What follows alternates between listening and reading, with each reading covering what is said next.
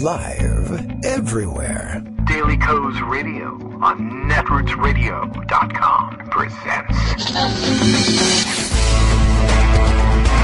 David Walton. Kagro in the Morning Show.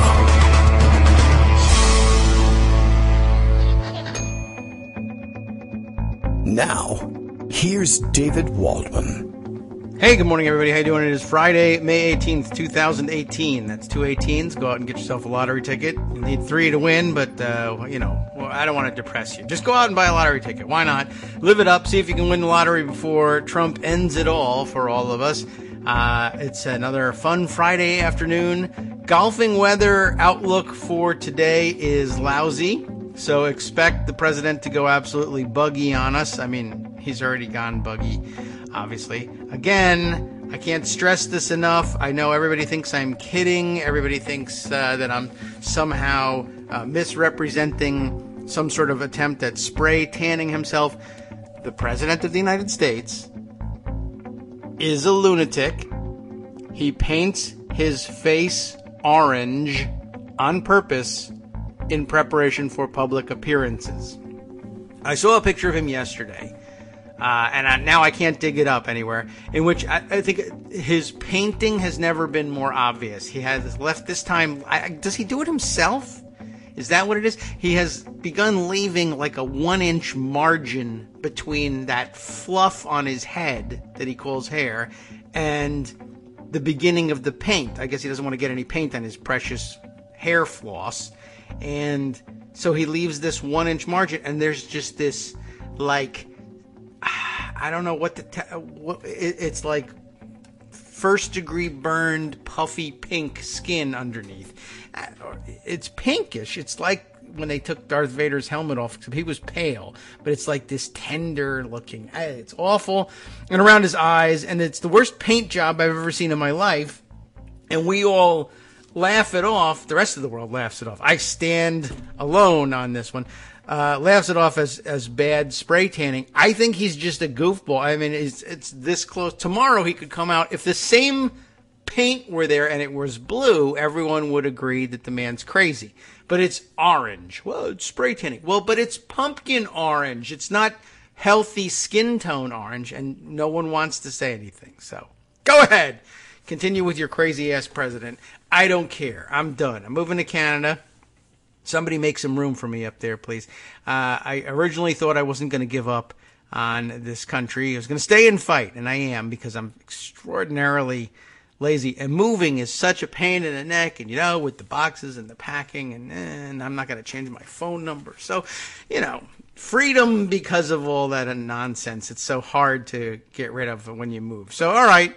That's it. Fine. The American experiment is not over. I don't have the energy to pack up and get out of here. And that's really all there ever was behind the founding. I mean, you thought the founding fathers were such heroes. They just didn't want to move.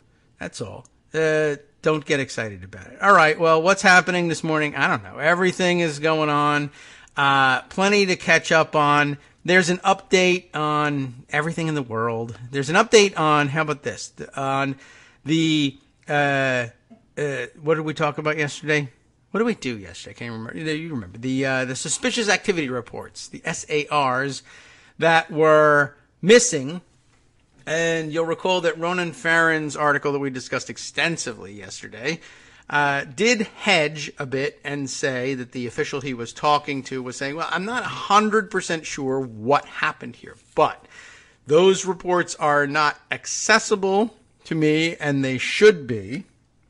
And though it is possible that they still exist on the system but have been restricted by someone from view for whatever reasons, is possible. It's not absolutely the case that they've been erased from history. And it is even unlikely that they would have been erased because, of course, the banks are themselves supposed to keep these records. But the person sounded like someone who was quite aware of that, and it certainly got through to Ronan Farrow that the banks would ordinarily be keeping such records as well. It's just not clear whether this official has access to the bank's copies of these things or whether the bank's copies of those things are likewise restricted. So there is an update, and it turns out that the records are, in fact, restricted. The first I saw of it, and I'll see if we can get any further word on it, was from BuzzFeed News. Jason Leopold, who we read an entry from yesterday, though I don't think it was on this subject in particular, but he says that sources, whatever those sources may be, say that those Cohen financial records are not missing, they are just restricted. 3 sources, as a matter of fact, tell BuzzFeed News that Treasury Department officials have taken the highly unusual step of restricting access to suspicious activity reports. And we did get that note that they reserved the right to do that, but that it was highly unusual for them to do so. And I guess that highly unusual thing has happened. And also, it raises additional alarms. We don't know necessarily whether this was, well, for lack of better terms, good guys saying we want to restrict access to these because we think it could foul up ongoing investigations and we'd like to pursue them honestly and correctly, or whether it was bad guys like evil Stephen Mnuchin, or possibly his wife. She's not a Treasury official, but, you know, she's just that kind of evil person. She snuck in, she Mission Impossibled it right down out of the air vents and snuck in and erased the things. But it could certainly be Treasury officials, pro-Trump Treasury officials who are hiding the things from view incompetently, we would add, because that third report is still available and was available to the official who leaked them, essentially. But it's entirely possible that they might be trying to cover tracks somehow. So I guess we're still awaiting word on that one. But we'll read through Jason Leopold's report on it and see if there is any clarity to that report. But in the meantime, it is time to start the show. We are reminded, and I mean, I was literally reminded to start the show minutes ago by Bill's tweet all the way from Portland, Maine. I watched it flip up on my screen here. Daily Coast Radio is live now, and it wasn't yet, but it was about to be. But the thing is, it wouldn't have been if I hadn't read Bill's tweet. Oh my God, it's time for the show. So it's an important function, Bill. Seriously, I mean, I really was sitting there. I probably would have let that music play right through start time and then have gone, oh my God, what time is it? Daily Coast Radio is live now, thanks to Bill. Kagro X, that's me, David Waldman, issues a Friday warning. The weather looks bad for golfing, so Trump may fire off some nukes this weekend in a rage. But other than that, TGIF, everybody. And, yeah, maybe your last chance to TG, if you're interested in doing so. And, you know, whether it be the FSM or some other deity, go ahead and TG one more time. It was fun. Well, we used to do it, so we might as well get one more in. Yeah, it is. It's raining. It's, you know, in the 60s. It's probably going to be raining all weekend, so he's really not going to get a chance to blow off steam, nor will he shut up over the weekend because, of course, he'll be, you know, tweeting like mad. He's quiet on Twitter when he's golfing. And that's like the one bit of golfing etiquette he seems interested in observing is at least no tweeting. I don't know whether he's texting with people or talking on the phone during his rounds. Breaking news, unfortunately, from Lockdown Nation. There is a report of an active shooter at Santa Fe High School, which I assume is, well, it's out of, I see it on the news from Houston, so I don't know whether that's some school named Santa Fe High School in Houston, or whether it's a high school in Santa Fe. Oh, it's in Santa Fe, Texas, not Santa Fe, New Mexico. So all you kids in Santa Fe, New Mexico, you have to get up and go to school. It's microeconomics, AP microeconomics exam today. So make sure you make it there on time to take your exam if you too are enrolled in the microeconomics course. If not, next year, go ahead, reach out. Try something new. Yeah, so Santa Fe High School in Santa Fe, Texas. I mean, nothing by way of actual news. It's a breaking news alert from Channel 2 in Houston. And ordinarily, and I mean, it is really very ordinary that you're in a lockdown these days at a school because of an active shooter. It happens all the time. And it doesn't always necessarily actually involve an actual school shooting, thankfully, but still means that there's just too many guns in circulation, period. But I also saw this morning And now I'll have to look for a news report on it that, because I'm going to mention it, and so that means I have to put it in the summary. And I have to do my own summary today, too, by the way. Scott Anderson out for the day, and a well-deserved break on that front. But I saw that there was a shooting being discussed at the Doral Golf Club, one of Trump's Florida golf courses, also underway. So, shots fired at Trump's golf resort in Doral, Florida. That news broke about an hour or two ago, and I don't know what the hell's going on there either. But I'll look up a story for you, and we'll see if we can get the lowdown on that one. Oh, here we go. Gunman carrying American flag. That's good. Ranting about president. Shot at Trump National Doral. That is to say, he may have shot at the golf club, but he has since been shot by police responding to the golf club. Well, responding to the shots that he might have fired at the golf club. No one responds to a golf club. It's an inanimate object. It can't hurt you, okay? Just to update it, there is a guy on a gurney who appears to be...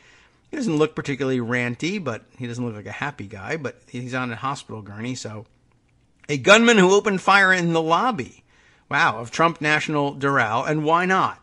Honestly, it's not like that should have Secret Service protection, even though the Trump name is plastered all over it. I mean, it's not like anybody could have predicted that weird people would launch attacks at Trump-branded properties. It seems like a pretty obvious magnet. At some point, it's going to be dangerous, I would say, to stay in a Trump-branded property, particularly overseas. But what can you do? The president asked for this and decided not to divest from these things. And if you're hurt there, it's his fault. Sue him. Absolutely, I encourage you to do so. So a gunman who opened fire in the lobby of Trump National Doral, draped in an American flag, the shooter, not the golf course, over the counter... Draped an American flag over the counter. There we are. I got it now. And started yelling about President Donald Trump. He was shot by police early Friday morning, authorities said, and it would have to be early Friday morning because it's still early Friday morning. Doral Police Chief Hernan Organvides said, and by the way, Midtown Manhattan sandwich-eating lawyer guy is outraged that the Doral police chief has got a Spanish surname and then therefore is presumably of Hispanic origin and must be deported immediately no matter what. The chief says officers were called to the hotel about 1:30 a.m., very early Friday morning, after receiving reports from employees of an active shooter. What was the golf course even doing open at 11:30 a.m., one might wonder. They're obviously laundering money through the driving range. That's got to be it. I mean, I don't know really, seriously, why were they open? Or did he break in? He said officers encountered the gunman in the lobby and, quote, exchanged gunfire with him. So that's nice. There was some trading going on. Very open dialogue. That's good. Miami-Dade Police Director Juan Perez. What's going on down there in Florida? Get out of my country, Florida. Identified the gunman as Jonathan Oddi. I guess, O-D-D-I. It's odd with an I at the end. And so, it seems appropriate. He's 42 years old and from Doral. A local boy. There you go. Perez said the man apparently tried to lure officers into a gunfight. That would be by firing at them, I guess. He did succeed, and he did lose, Perez said. I think I like Juan Perez. Let's see. There's some kind of typo here that there's something missing in it. I guess Oddi was, quote, yelling and spewing some information about the president. Is that, can you get shot for that now? Because, gives me pause. But this is my property. I think I'm allowed to do whatever I want here. He had an American flag that he did drape over the counter. This is a lot of focus on the fact that he put a flag on the counter. That was all part of the investigation. We're going to take it from there and see what his real motives are and how far we get into that point. And then we'll have that discussion with the FBI to see how far this goes. Well, what are you going to say? It's not the most eloquent statement in the world, but look, you're a police chief in Doral, Florida. A guy showed up and shot up the golf course. Fine. Arrest them and say that. Perez said a fire alarm was also pulled, so that's also very serious business. This was a definite attempt to lure officers into the lobby of that hotel, Perez said. I guess. After Doral and Miami-Dade police officers arrived and encountered the gunman, shots were fired by officers from both agencies, striking the suspect multiple times. These officers did not hesitate 1 second to engage this individual that was actively shooting in the lobby of the hotel. It's a hotel? Perez said. They risked their lives knowing that, I guess it's a resort. They risked their lives knowing that they had to get in there to save the lives in that hotel. And that's exactly what they did, and they were able to neutralize this threat. That's why they were open at 1:30 a.m., I guess. They're making the hot cookies that you get when you check into, I don't know. I mean, but if it's a resort hotel, there's going to be staff there at 1:30 in the morning. Quite appropriate. That answers that question. Police do not believe the suspect was staying at the hotel. Very economical of you, sir. He's from Doral, so why the added expense? Just for the convenience of being able to start your active shooting there without a commute. He could be environmentally conscious. He was trying to reduce the carbon footprint of the attack. I don't know. But no, I don't think he was staying at the hotel either. A Doral police officer, who also wasn't staying at the hotel, suffered a broken wrist, yowza, and was taken to Baptist Hospital. The suspect was taken to Kendall Regional Medical Center. It's good to take him to a different place. With multiple gunshot wounds. Eric Trump apparently was around. Well, he wasn't around. No, he just tweets thanks to the officers via Twitter. Okay, fine. A huge thank you, he says, to the incredible men and women of the Doral Police Department and the Miami-Dade PD. Every day they keep our communities safe, except for this brief period here, but that can't be expected of them. They did a good job once I got there. We are very grateful to you, and here are 3 American flag emoji to prove it. Federal and state authorities are also investigating. That's the extent of the news. That's actually, somewhat interesting that went on. And of course, this will be paraded out by conservatives. I assume, it's already been politicized. He's obviously a liberal lunatic who, like the congressional baseball game shooter, needs to be stopped. I told you we all feared left-wing violence. And, You'll know what to do with that when you hear it. You just tell the person, not interested. You're stupid. And, whatever. Yeah, I wouldn't engage with that. Okay.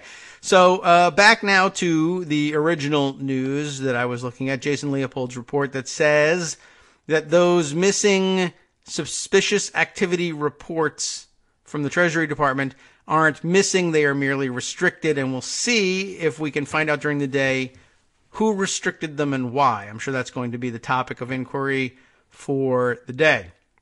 It just basically says this in Jason Leopold's report. Records pertaining to the financial activities of President Trump's lawyer, Michael Cohen, are not missing from a government database. Rather, Treasury Department officials have taken the highly unusual step of restricting access to them, even, it says from, but for certain law enforcement agencies, according to 3 sources familiar with the matter. The New Yorker magazine this week reported, you know what it reported, we read it all day yesterday, and someone admitted to leaking some of what was still accessible. The information that was leaked showed that Cohen, through a shell company, had received payments from several firms with business before the Trump administration. We also know that background. The Treasury Department's Inspector General has launched a probe into the leak. The New Yorker quoted an unnamed law enforcement official saying they were motivated to leak the information because they had tried to access financial information about Cohen from the FinCEN database, having been referred to it, of course, by the one remaining report that referenced the other 2. The database is maintained by the Treasury Department, but through various memorandums of understanding, MOUs, how that's sometimes abbreviated. Many law enforcement agencies, including the Drug Enforcement Administration, the FBI, and the IRS, have access to it. The law enforcement official told the New Yorker they could only access one SAR related to Cohen, but knew that 2 more should have been available. I've never seen something pulled off the system, the official told the New Yorker, and now in hindsight, of course, we figure out you would not see them if they were pulled off the system, but I get what you mean. You've never been informed of anything having been pulled off the system, and I don't know if they put out general information about removals like that. I doubt very much that they would call any additional attention to them. But as we learned yesterday, the reason behind the leak was he was afraid that it might be the case that the information was hidden from view by complicit pro-Trump Treasury Department officials. And that is a very real risk. But Jason's story reports 3 sources familiar with the matter said access to those SARs has merely been limited, not removed. They added that limiting access is rare and must have come from the top of the Treasury Department. We just don't know whether it was done with good intention or bad.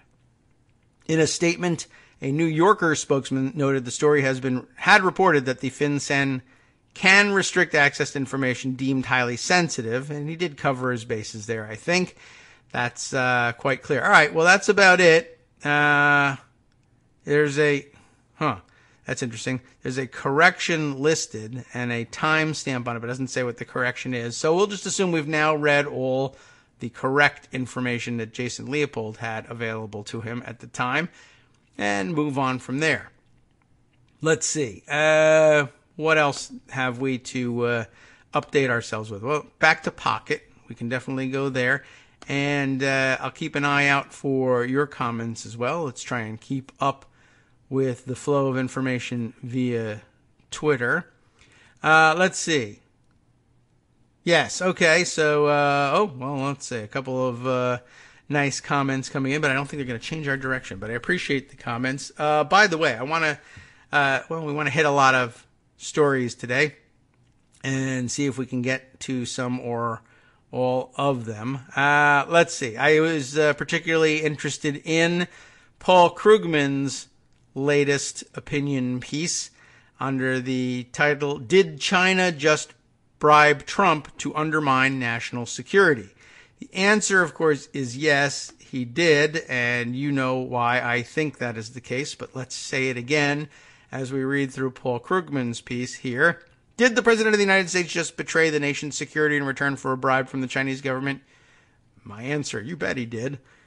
Don't say that this suggestion is ridiculous, says Paul Krugman. Given everything we know about Donald Trump, it's well within the bounds of possibility, even plausibility.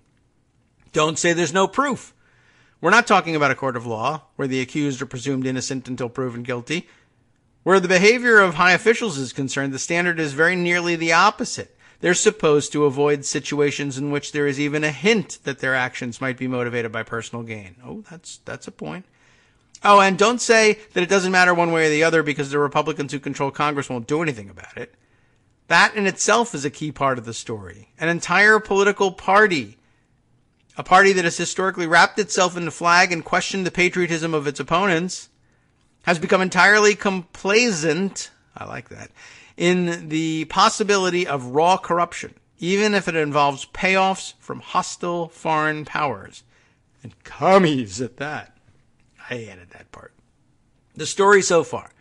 In the past few years, ZTE, a Chinese electronics company that, among other things, makes cheap smartphones. And by the way, there was some inkling that perhaps Donald Trump thought that ZTE was like a really cool fraternity or something. And maybe the dude bros there would like him a lot better and invite him to parties with hot chicks if he did them a couple of favors. But no, it's a Chinese electronics company that, among other things, makes cheap smartphones. And they have gotten into repeated trouble with the U.S. government already. And there's a link there to prove that that's the case. Many of its products contain U.S. technology that by law must not be exported to embargoed nations, including North Korea and Iran. But ZTE was circumventing the ban and sending those components as part of their phones to Iran. Initially, the company was fined $1.2 billion. But screw that, right? Then, when it became clear that the company had rewarded rather than punished the executives involved, the Commerce Department forbade U.S. technology companies from selling components to ZTE for the next 7 years. And 2 weeks ago, the Pentagon banned sales of ZTE phones on military bases following warnings from intelligence agencies that the Chinese government may be using the company's products to conduct espionage. By the way, brilliant business plan, I would say. independent of the fact that, we don't want to cheer on Chinese spying, but a brilliant plan, a brilliant plot, nonetheless, right? Make cheap smartphones. Who wants cheap smartphones? Everybody wants cheap smartphones. Americans love cheap anything. And ordinarily, you might think, well, why would everybody go out and buy cheap Chinese cell phones? And the answer is, have you heard about Walmart? Americans will buy cheap Chinese anything. They get grumpy about it. Everyone, if you point out to them, why are you buying that made in China product? You should be buying a USA made product, and then people get embarrassed about it or whatever. But Trump's base, mainstream America, everybody says that, but we cannot stop going to Walmart and buying cheap Chinese crap. If you really want some expansive theorizing about that, we can go way, way back. I always thought that there might be some kind of thinking going on, at the higher levels of the Chinese Communist Party. I always wondered whether they had some plot to, drain America of all of its disposable income by flooding us with cheap Chinese everything, and in particular cheap Chinese electronics, and we would spend all our disposable income on that, and, well, one, fund the Chinese Communist Party in so doing, and two, I always want, if I really want to get crazy and speculate, what if all the money that people, back in the day used to spend either on, I don't know, creating jobs, and I'm serious about that, like employing domestic workers in the household. Back in the day, upper middle class families had housekeepers or even cooks. I mean, I don't know. TV's Brady Bunch, of course, a fake family. But how could that have been relatable as a sitcom that a family with 6 kids way back when was able to keep a live-in housekeeper on one income? I ask you, what has happened to the American dream, ladies and gentlemen? And the answer is it was converted into cash through Walmart by the Chinese government. Yikes! I'm a conspiracy theorist. Hi everybody, it's me, David. Let's change things up from the old fundraising pitch for just a minute and talk instead about how you can be a part of our show. If you've got a smartphone or any other electronic recording device, why not sit down and record a segment for us? Read us an important article and give us your take. Read one of your own original essays, or even just give us your commentary on something you'd like to share that's important to you. Then send the file to me at kagrox@gmail.com, and I'll try and work it into the show. Short segments, a few minutes in length, are easiest to fit in. And of course, I can't always guarantee that I'll be able to play everything, but if you've ever shouted at your radio or TV about something you wish was being covered, here's your chance to change that. Make the show your own. Send your submissions to me at kagrox@gmail.com.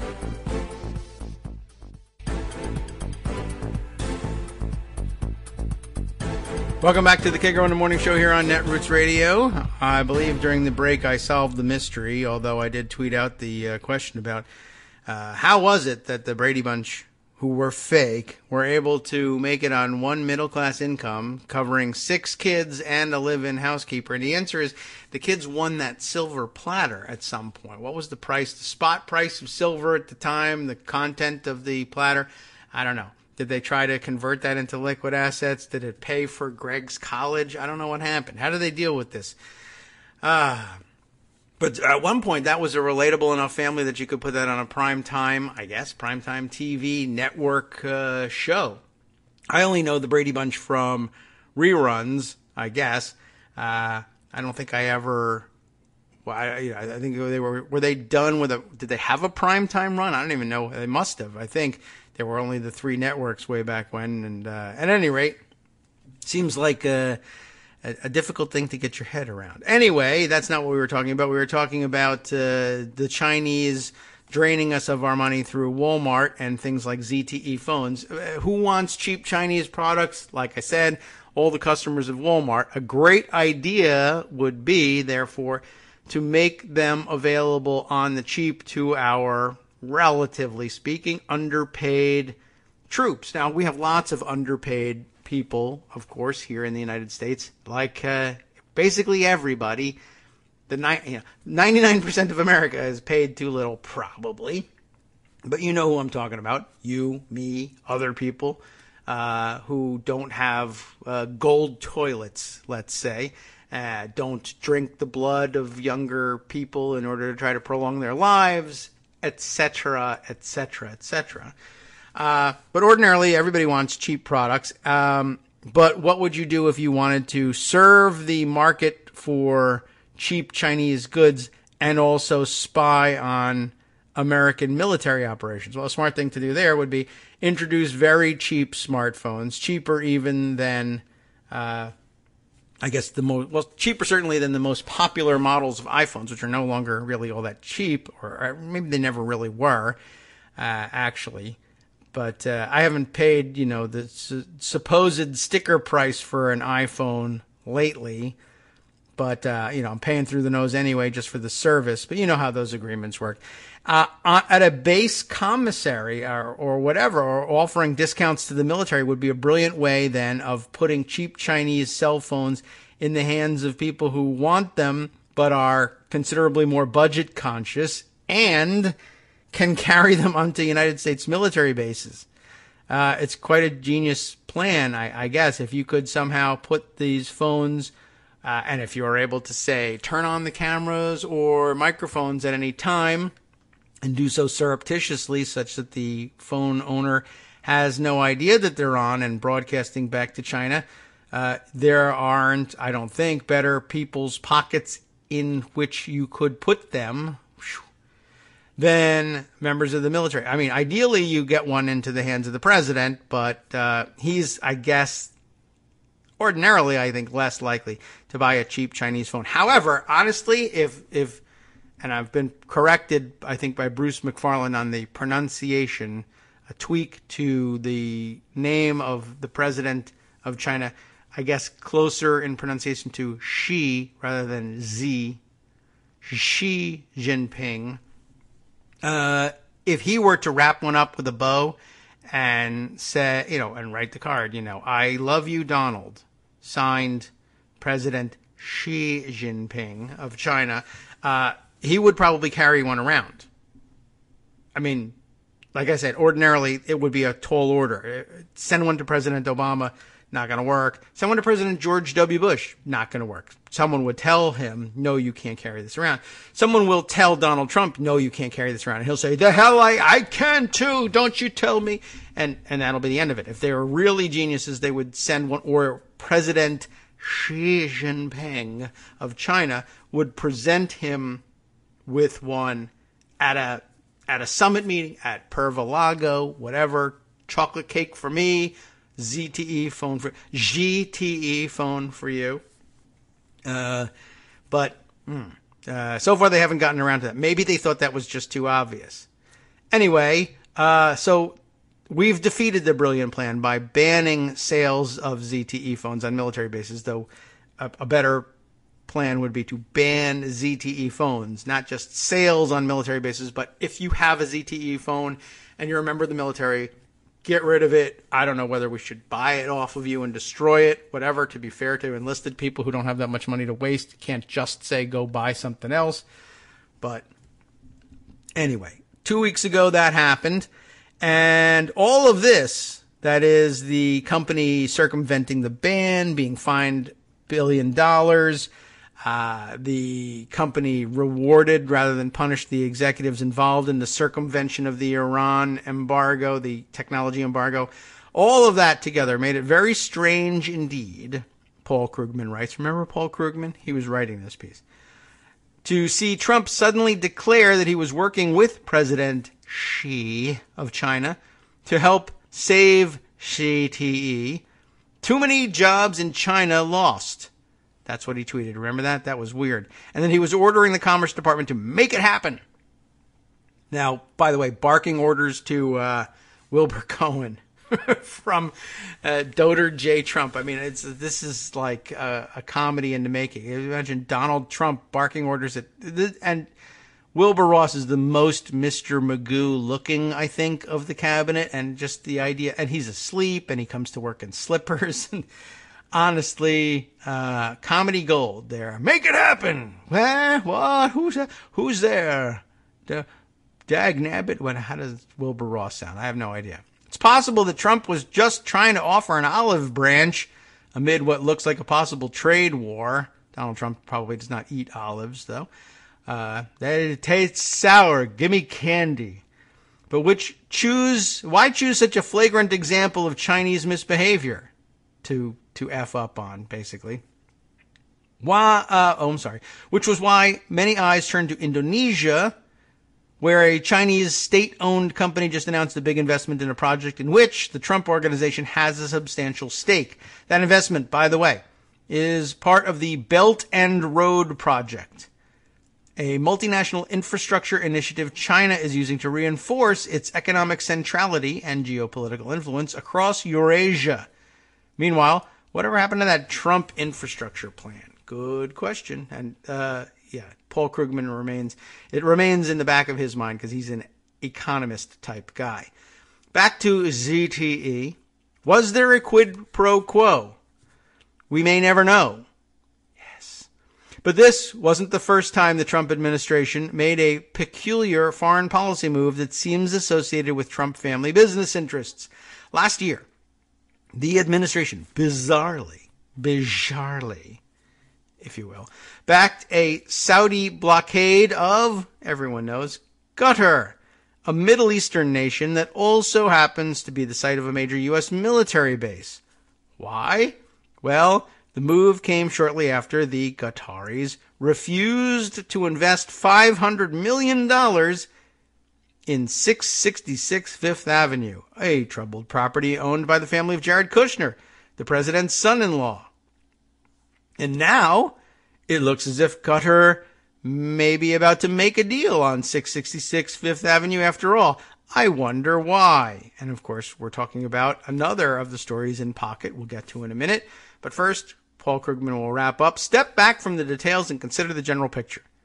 High officials, and I think they are high, have the power to reward or punish both businesses and other governments so that undue influence is always a problem, even if it takes the form of campaign contributions or indirect financial rewards via the revolving door.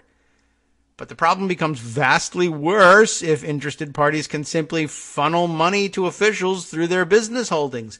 And Trump and his family, by failing to divest from their international business dealings, have basically hung a sign out declaring themselves open to bribery, and also set the standard for the rest of the administration. And the problem of undue influence is especially severe when it comes to authoritarian foreign governments. Democracies have ethical rules, even if we don't care what are in those rules.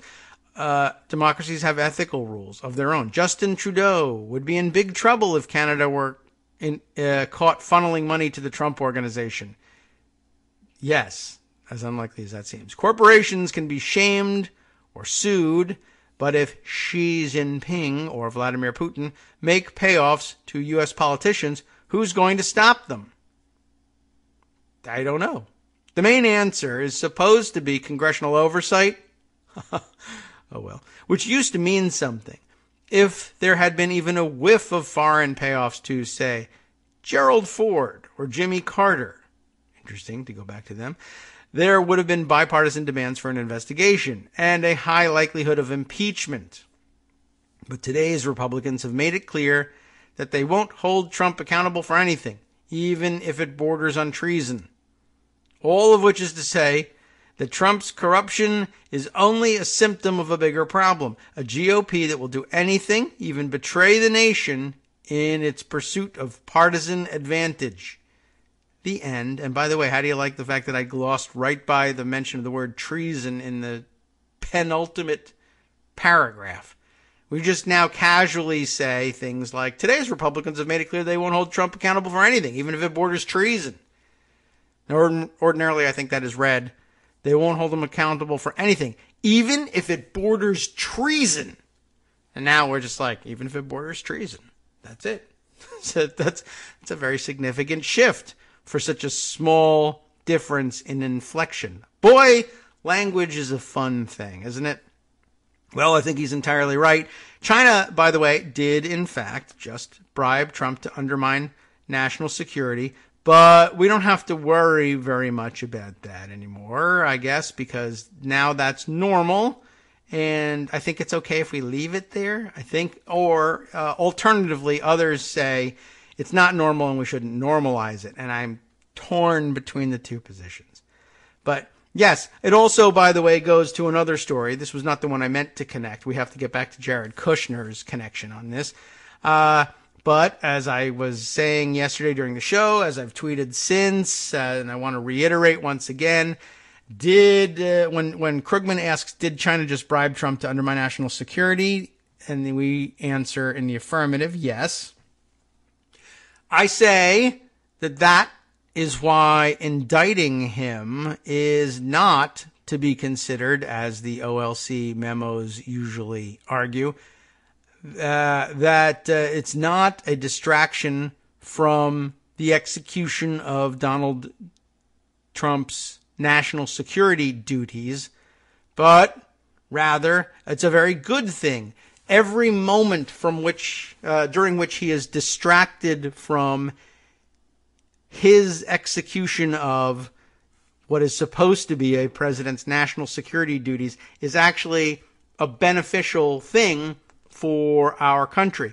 He's engaged in an active program. His version of paying attention to national security issues is to further undermine the national security of the United States.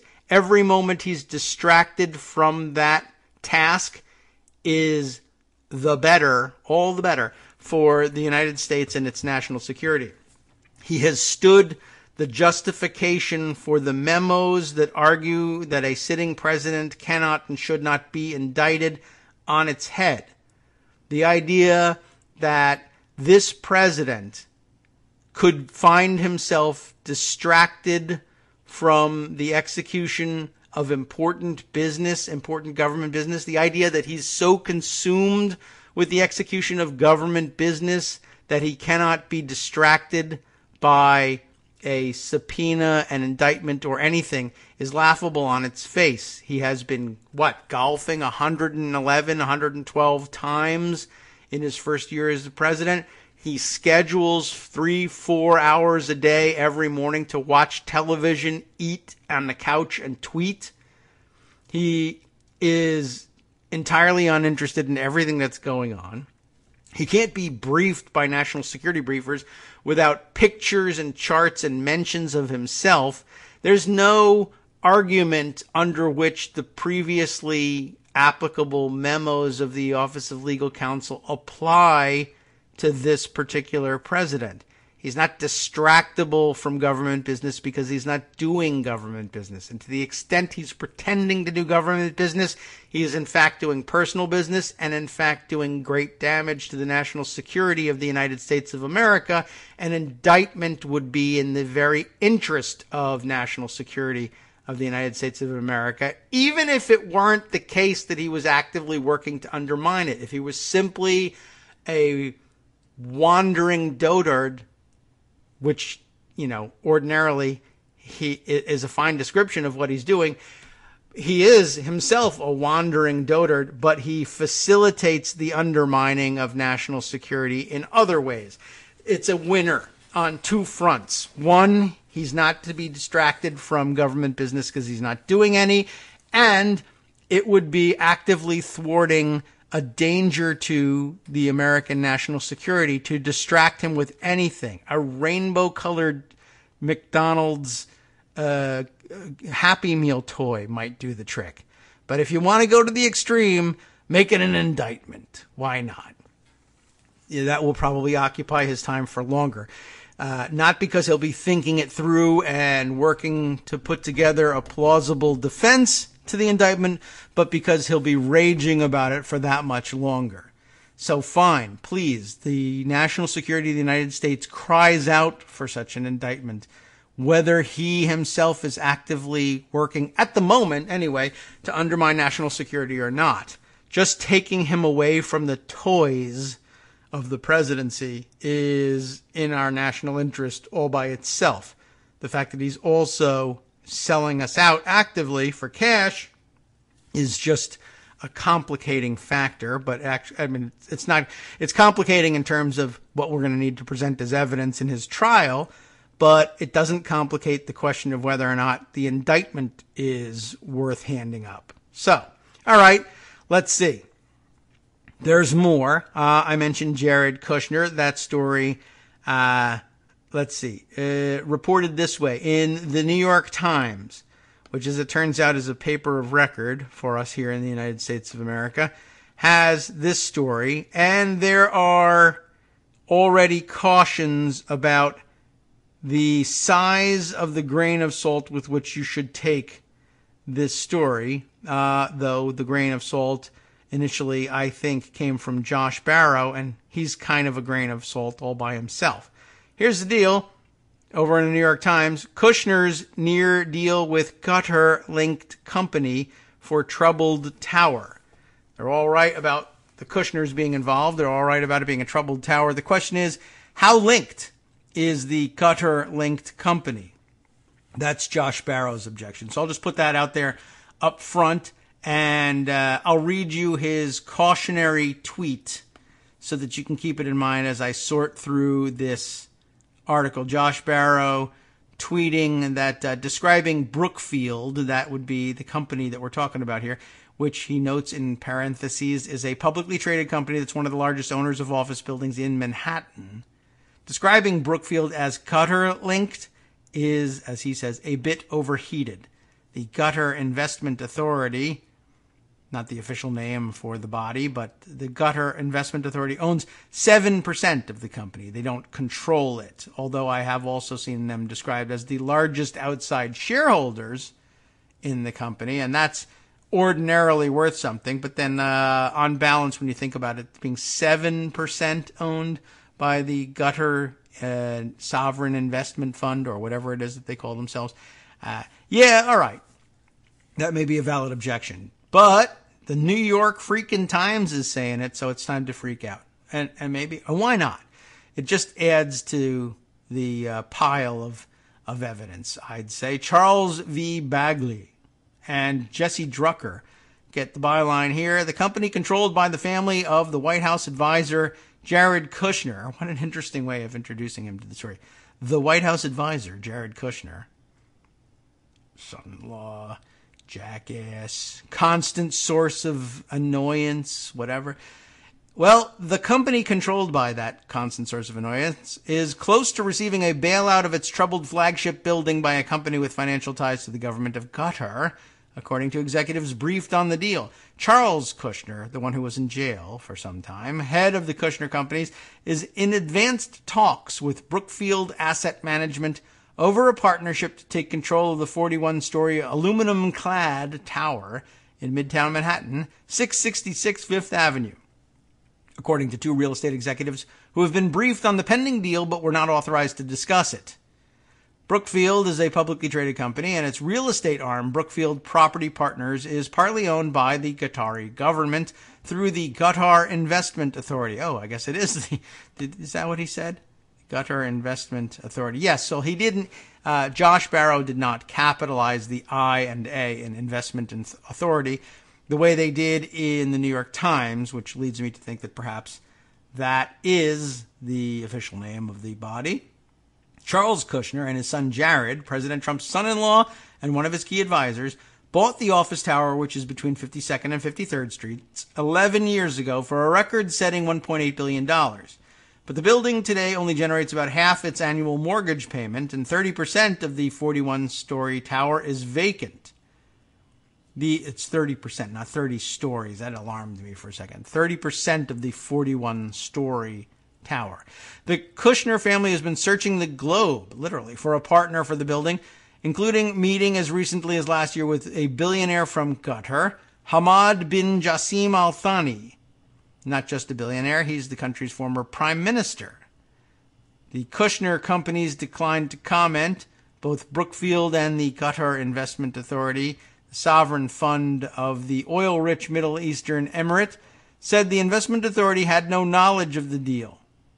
A spokesman for the investment authority said the fund, quote, has no involvement whatsoever in this deal. But the Qatar Investment Authority is the second biggest investor in Brookfield Property Partners, Brookfield's real estate arm. The deal is likely to raise further concerns about Jared Kushner's dual role as a White House point person on the Middle East. That's a problem, too, for a number of reasons. And a continuing stakeholder in the family's company. Mr. Kushner, in February, lost his top-secret security clearance among concerns that foreign governments could attempt to gain influence with the White House by doing business with his firm. Duh.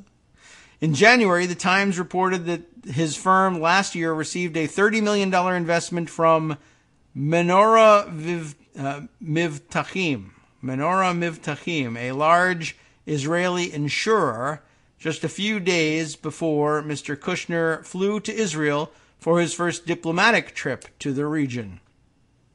Although he resigned as chief executive of the family's company when he joined the White House in January of 2017, Mr. Kushner retained most of his stake in the firm. He shed some of the assets, including his stake in 666 Fifth Avenue, by selling them to a trust controlled by his mother.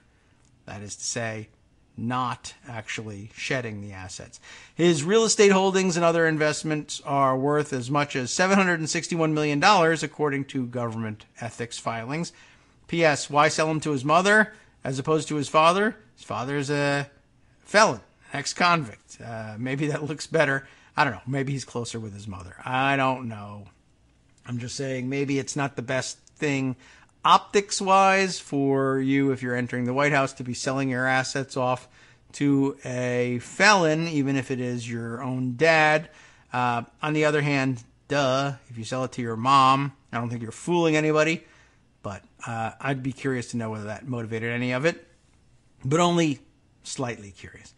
His real estate holdings and other investments are worth as much as $761 million, according to government ethics filings.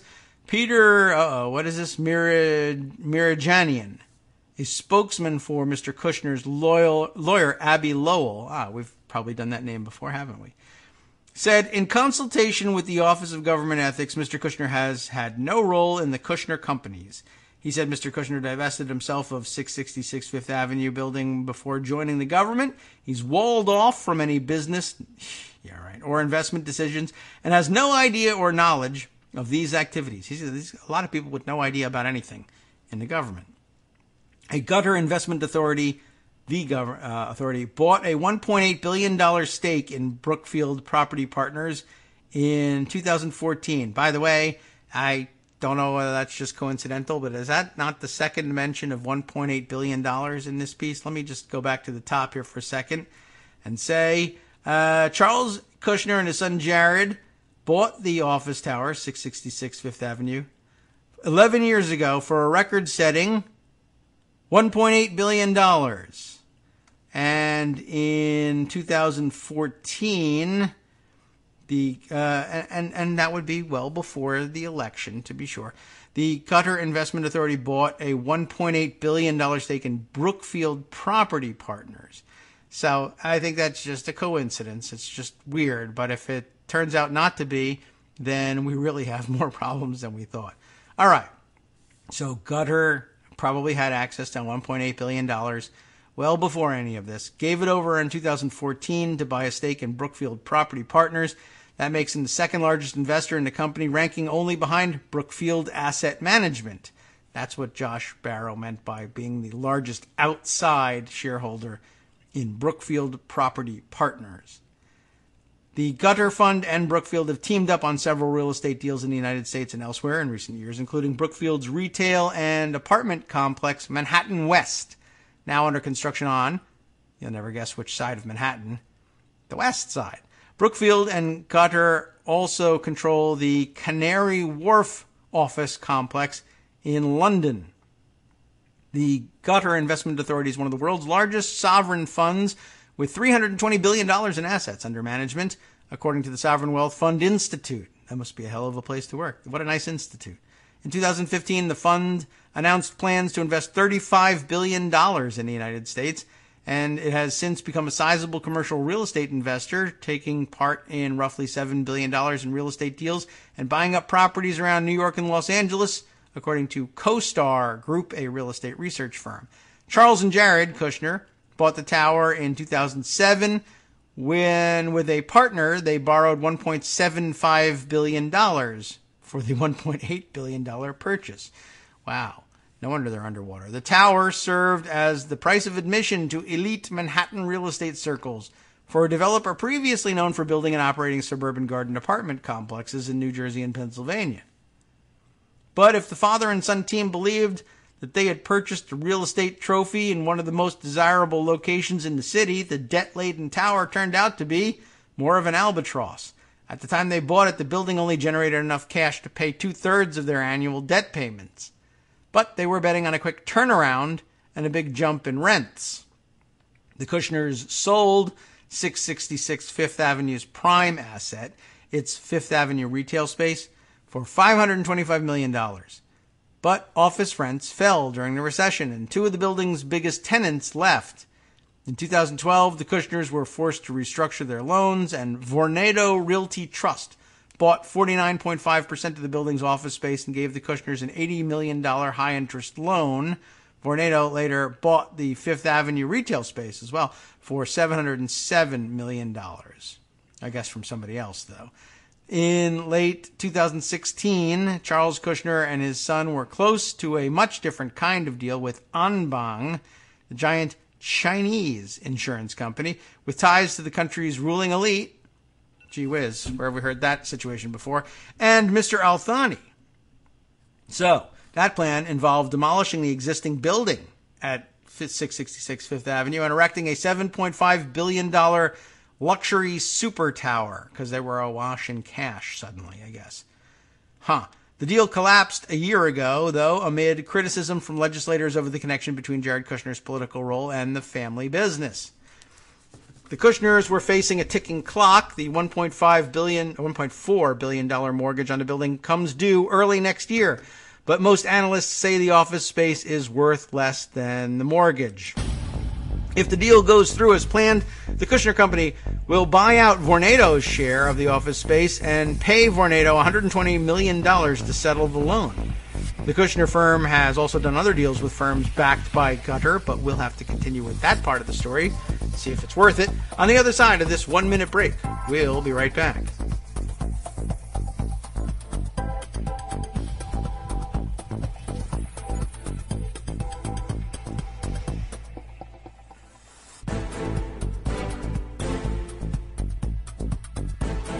Welcome back now to the Kagro in the Morning Show here on Netroots Radio.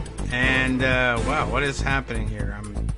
Amazing things I'm looking at flying by on Twitter. I can't be distracted from our mission, but I do want to update you on this. First of all, Michael Musson letting us know that we need to work on the pronunciation of Xi Jinping. It is actually a lot closer to Yanni, which, okay, enough with that, by the way. That is it's an amazing phenomenon.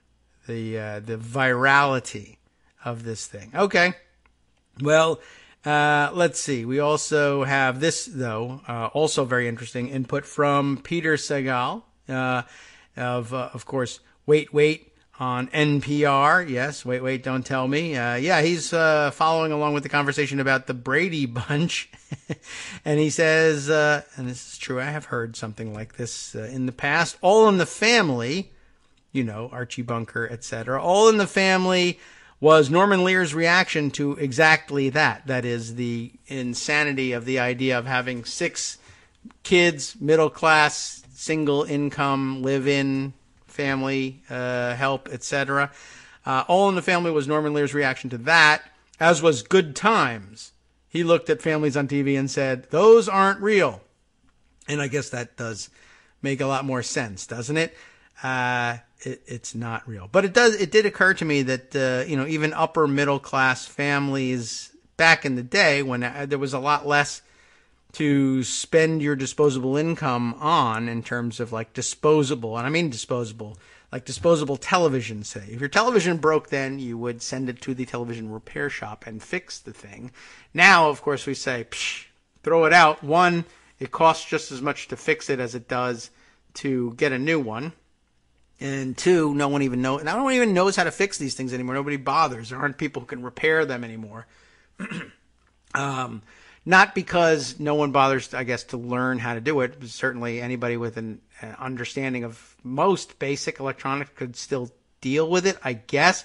But you can't afford to keep a television repair shop open anymore, even if it's on Sesame Street, right? The Fix-It shop goes out of business because no one fixes anything. Doesn't make any sense. And the rent for the shop is too much. Thanks to Jared Kushner.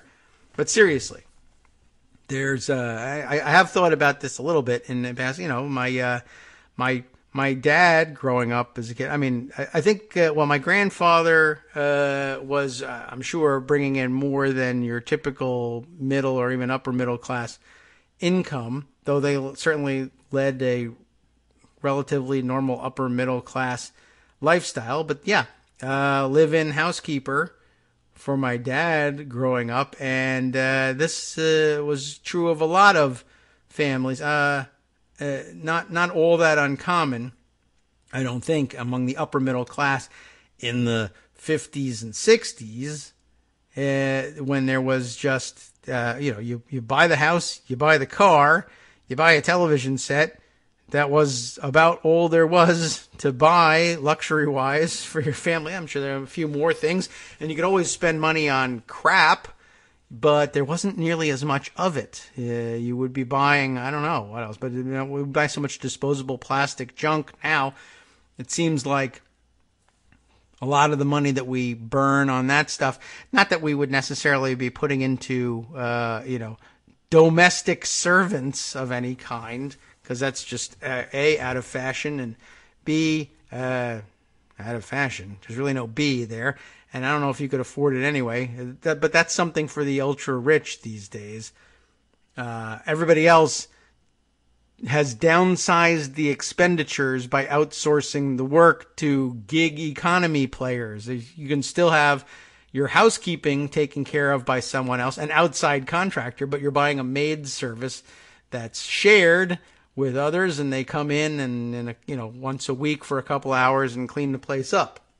I wouldn't know about that, but it's a common thing to do now, and I always wondered about that. I thought it's a great fantasy theory anyway, that the Chinese Communist Party set the labor class free in America from domestic servitude by eating up the money of the upper middle class that used to be used to keep them employed in servitude, except it sucked because they ended up being unemployed and moving on to find jobs elsewhere that exploited them even worse and paid them even less for harder work or even more dangerous work. So it wouldn't have been a great plan. However, the plan for putting cheap cell phones equipped to spy on the military in the hands of underpaid military service members is a pretty good one. It's just that we caught on to it. All right. So when we last left off, we were reading from the New York Times about the Kushner deal with Brookfield, which is partially owned by the Sovereign Investment Fund of Qatar, but which sounds a lot less alarming in nature when you realize it's only 7% controlled by the Qatar Investment Authority. But still, if you want to avoid even the appearance of impropriety, as previous presidents once did, then this one would cause a problem for you. So the last bits of information offered to us by the Times here are, one, that the Kushner firm has also done other deals with firms backed by Qatar. There was the $184 million property loan from a real estate investment trust controlled by Apollo, the large private equity firm. The Qatar Investment Authority is one of the trust's biggest investors, and you'll recall that the story was that the executives of Apollo were invited to the White House by Jared Kushner for a big meeting, and they all shook hands and talked about all the great things that Apollo was going to help, or the executives from Apollo were going to do to try to help something in America. Handshake and large amounts of cash moving from Apollo to the Kushner firm all of a sudden, and then we never had the awesome infrastructure week or whatever it is that they were trying to help out with. I don't know what happened with the contributions towards rebuilding America and making it great again that Apollo had committed to, but the cash moved.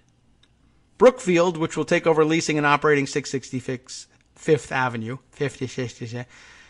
plans to spend hundreds of millions of dollars to, I'm really slurring everything, to give the 61-year-old building a major facelift, stripping off the distinctive aluminum facade, installing floor-to-ceiling windows, renovating the lobby, and installing new elevators, according to the executives. Brookfield has been both a lender and a partner of the Kushners in the past. 3 years ago, the two formed a partnership to redevelop the Monmouth Mall in Eatontown, New Jersey. What a prestige property that is. Into a mix of rental apartments, entertainment, restaurants, offices, and shops called the Heights at Monmouth, which is a nice name. But yeah, not the most high-profile project in the world. It's not quite as jet-setting a thing to say, I have an apartment at the Monmouth Mall in Eatontown, New Jersey. But it's a living. Brookfield was also a lender on the Kushner's $295.3 million purchase of a block of office space, otherwise known as a Block O office space, in 2015 at the former headquarters of the New York Times on West 43rd Street. That loan has since been paid off. That feels like they had to be disclosed in some way. Okay, interesting note. So, by the way, Maggie Haberman and Kate Kelly contributed reporting to this piece. So now you know it's good. How about that? All right, so having been warned appropriately by Josh Barrow, we take in the information about Kushner and process it accordingly. Next bit of business, The Hill, which always gets attention on my show. They should be paying me for this, or they should be paying their social media director more anyway. Josh Delk. Congratulations, Josh. Nice to see you. China buys record amount of Russian soybeans after canceling U.S. orders over Trump threats. Ta-da! Well done. That's a really great move there by Donald Trump.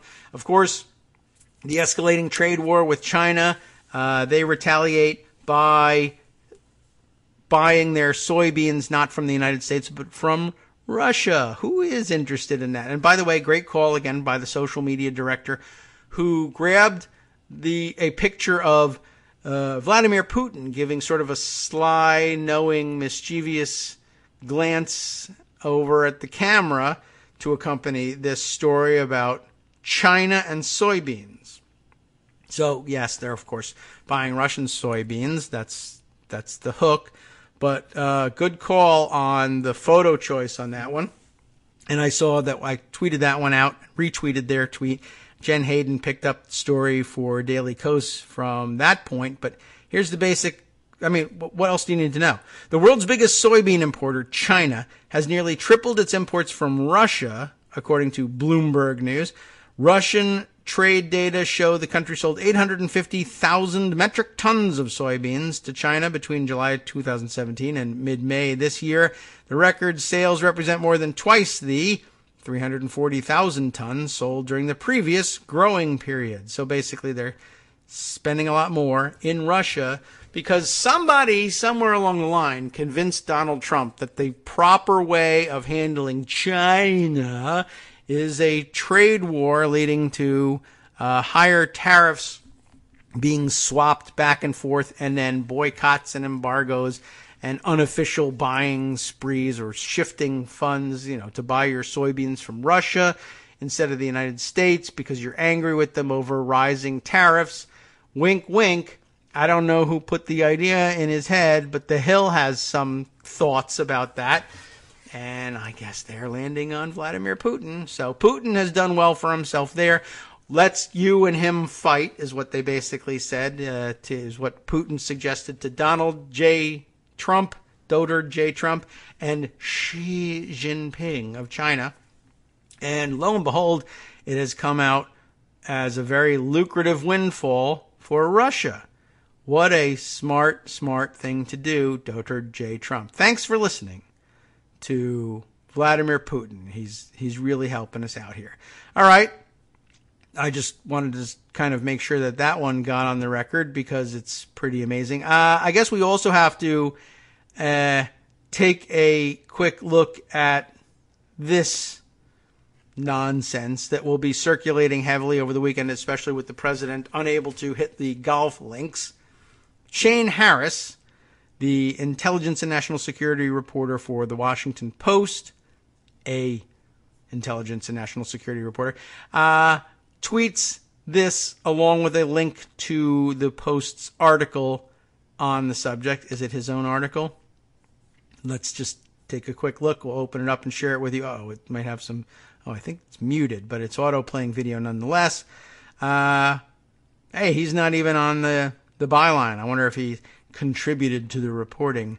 They might note that down at the bottom here, but yes, there it is. Shane Harris contributed to this report. So, a little pride of authorship in this one.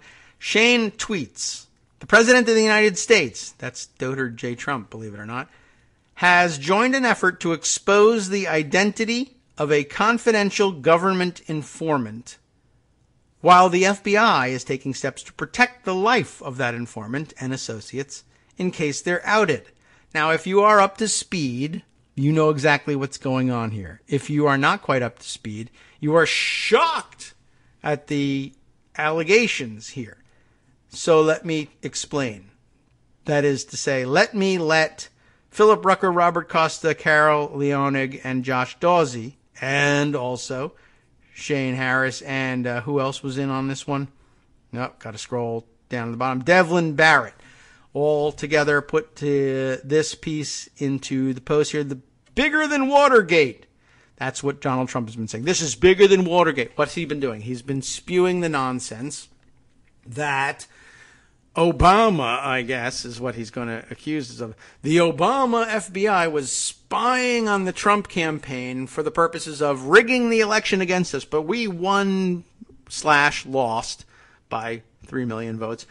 Anyway, and so whatever it is, he takes no pleasure in that. He has instead been spending the last day and a half insisting that the real scandal in all of these stupid things being investigated, the fake Trump-Russia story, etc., the real scandal here is that Obama and the Democrats, who were in command of everything back then, used the FBI to spy on Donald Trump and his organization and his campaign to try and make sure that we didn't win the election. But lo and behold, real America came through and we won/lost.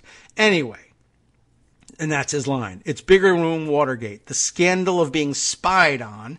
And remember that he's been saying this for a long time. Remember, Obama wiretapped my campaign office, wiretapped Trump Tower, he said, because he wasn't sure whether they were really wiretapping his office. All we know is that there's been plenty of wiretaps in Trump Tower because it's a den of iniquity and we keep finding criminals there. That's why we're wiretapping it all the time. But he says it's bigger than Watergate. Trump joins push by allies to expose role of an FBI source. Let's get to the nitty-gritty of it. President Trump's allies are waging an increasingly aggressive campaign to undercut the Russia investigation. We knew that was the case, but here's the new angle on it. By exposing the role of a top-secret FBI source. The effort reached new heights Thursday as Trump alleged that an informant had improperly spied on his 2016 campaign and predicted that the ensuing scandal would be, quote, bigger than Watergate. And Donald Trump, to be fair, is bigger than most things. The extraordinary push begun by a cadre of Trump boosters on Capitol Hill, Devin Nunes, now has champions across the GOP and throughout conservative media, because that's the way their viruses travel. And as of Thursday, the first anniversary of Robert S. Mueller III's appointment as special counsel bears the imprimatur of the president. It's a giant ass print is what it is, but we'll class it up. Imprimatur.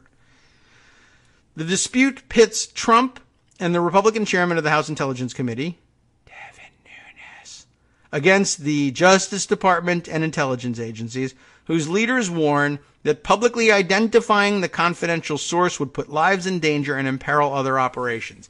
I don't know whether they get around to explaining it here, but the semi-missing bit of information in our own narrative, as we've described it here, is the news was, over the past couple of days, that some of the FBI's information early on, we didn't get to read about Crossfire Hurricane on the air, and maybe we should really go back and do that.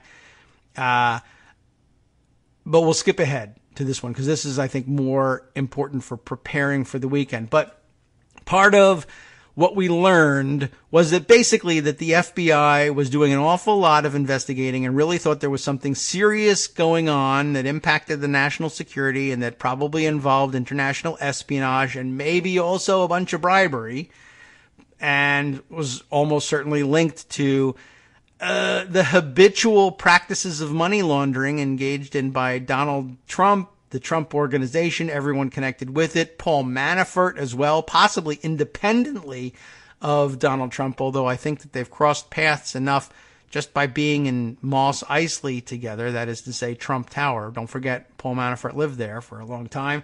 And I think it was just catching, neighbors would see other neighbors pulling in tons of rubles for doing next to nothing, and they said, how do I get in on some of this stuff? It's like one of those cheap, cheesy commercials. Tell me more about Russian money laundering. It sounds great.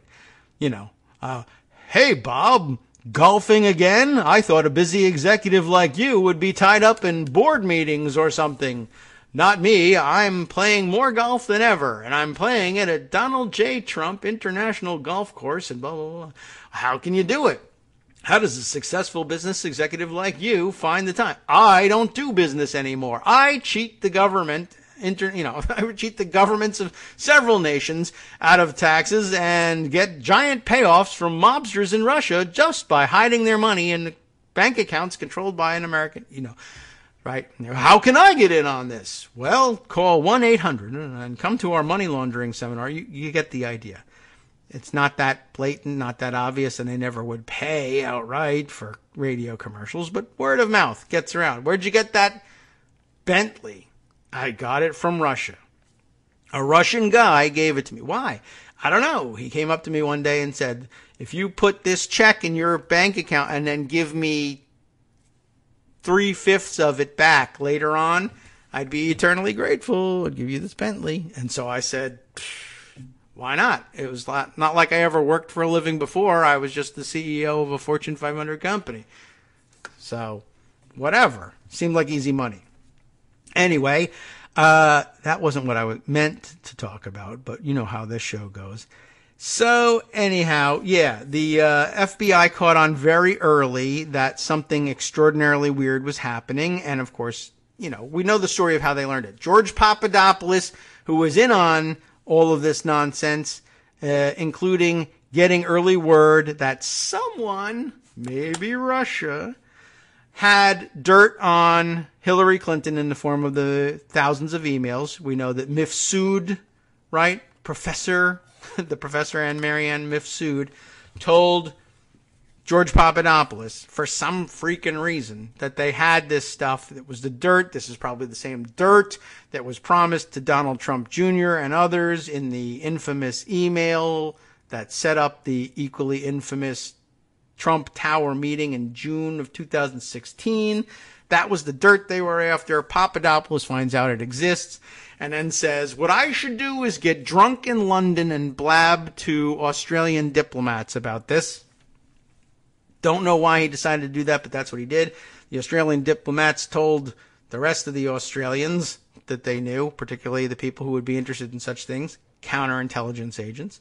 And the Australians contacted the FBI and said, guess what we heard?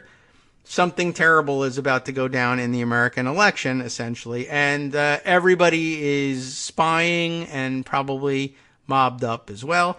And the FBI said, phew, that looks like something we should look into, and they began investigating. And the other part of the equation, of course, is at the same time, more or less, the FBI says, by the way, just in fairness, we have to say that Hillary Clinton is totally under investigation, even though we think that there's nothing we can actually pin on her. But let's just say she's under re-investigation. We're opening it up again. What's today's date? It's like October something, 2016. The election's in a couple of days. But what the hell? We're pretty sure she's going to win anyway. So we don't want to be accused later on of favoring her. So we're going to reopen the investigation and make it hard for her to win. But then she'll win, and then all will be right in the world.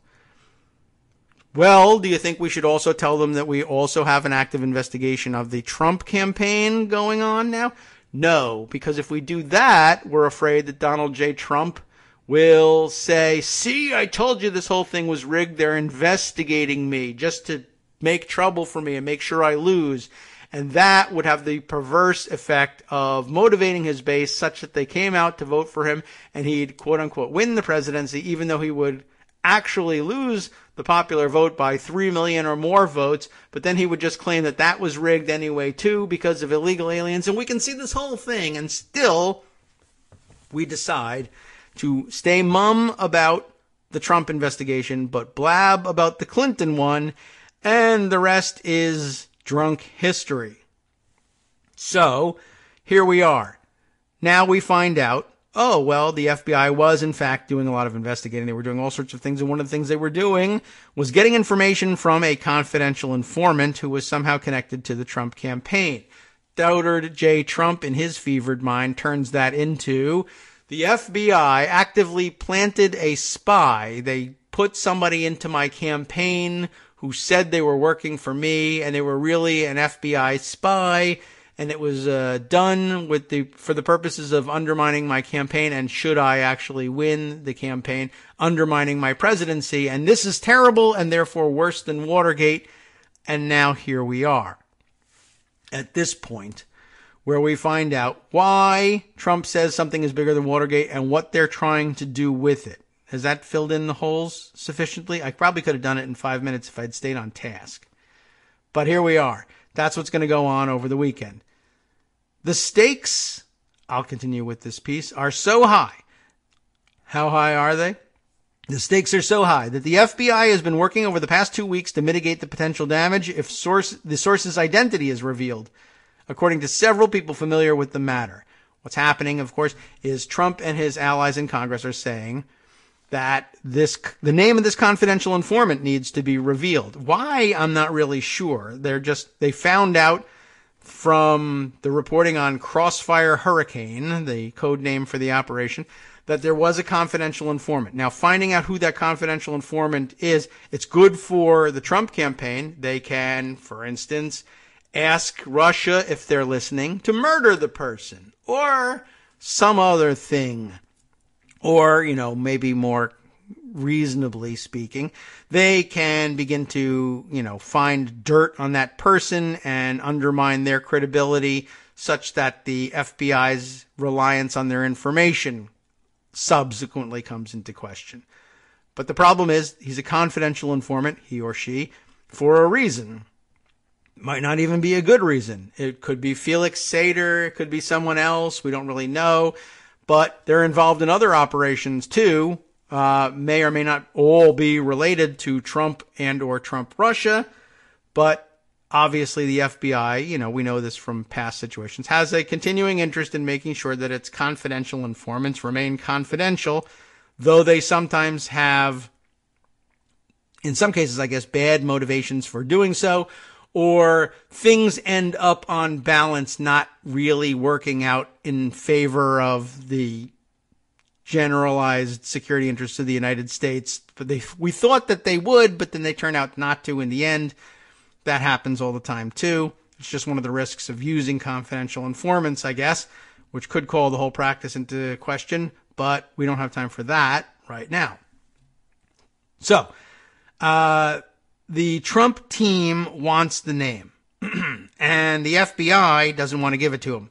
But they are already, in other words, preparing for the possibility that somehow, either legally, the Trump team will pry the name loose in some way, or the name will leak in some way. So they're doing what they can to mitigate damage ahead of time they anticipate being inflicted by Trump and his team.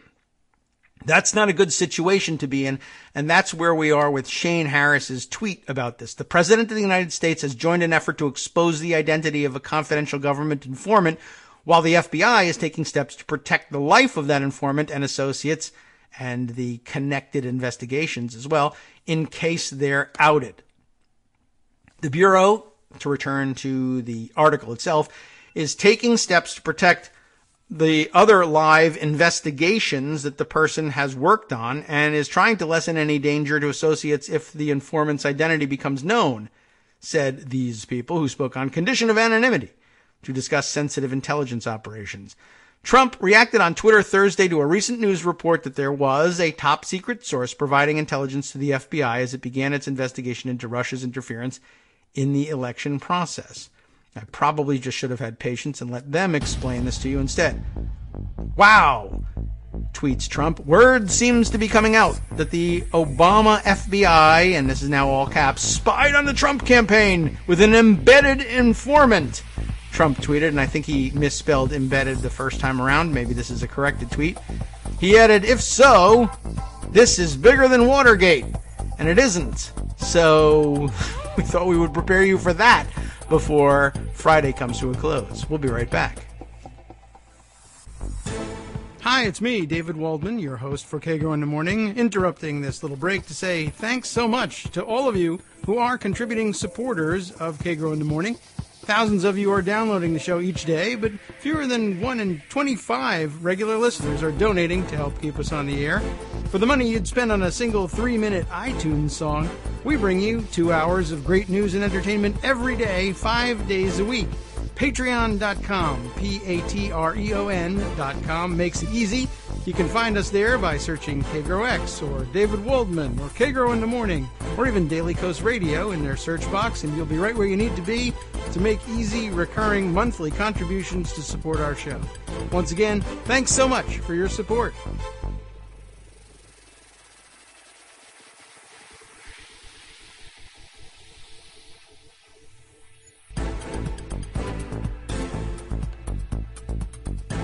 Welcome back now to the Kagro in the Morning Show here on Netroots Radio.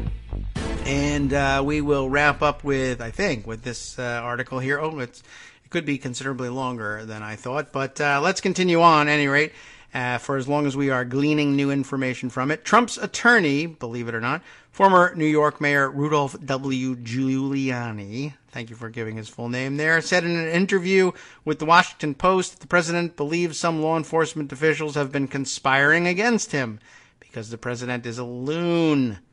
The prior government did it, but the present government, for some reason I can't figure it out, is covering it up.